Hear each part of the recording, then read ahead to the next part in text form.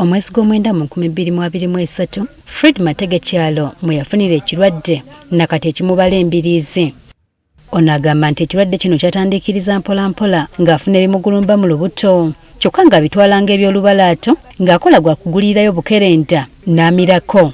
Nafunanga ebintu ebinzimba aye nga tiidi oba biki muno mu lubuto ni wano wansi muno mu nsigo nga bwembiniga bikyuka.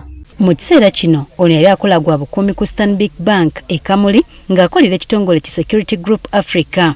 Agamba lwali lumu aba ali ku mulimu olubuto ne lutabuka omulundi gumu n'asalawo okugenda emmanju era nga bwe yatuukayo embeera n'emulemerera. Enda yange eno ng'enzimbye ekomeere ngire kweyamba lubuto lwesiba ng'ezira kiri kuvaayo magulu gano gagetinga paralyzed nga tekasobola kwemerera. Ekyaddirira kwali kulaya nduulu abazirakisa ne bamudduukirira yogayoga mu ddwaliro ng'atuuseeyo yalongoosebwa olw'embeera mwe yali. Bwemba mu theatre eyo bankoba ati ebyenda byo byesiba nga tibizaana tirya mmere era namala ewiikisi 2 ng'emmere tirya.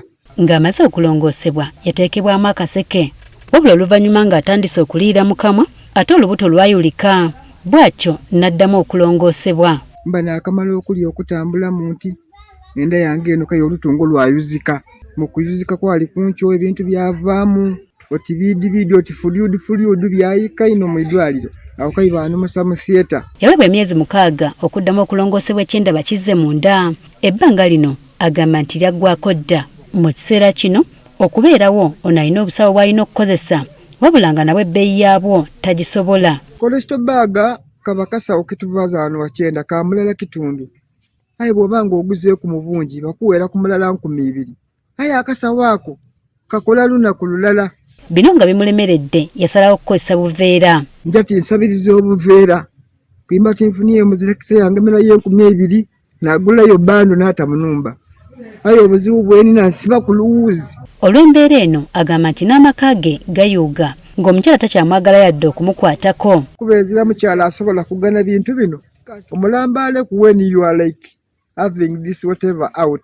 Munanze tienda aye okumwidandaba ndakumwidandaba aye mu mbeera oti neeyo ezira. Okusinziira ku mukyala we asanga obuzibu obutagambika okumujjanjaba. Aye ng'olwo okwoza oba olina okwoza emirundi oti 3 olunaku eriyo nakeireido n'ayoza igulo. N'embeera y'awaka agamba nti etambulira ku ye ng'omukazi gy'agamba nti emuyinze.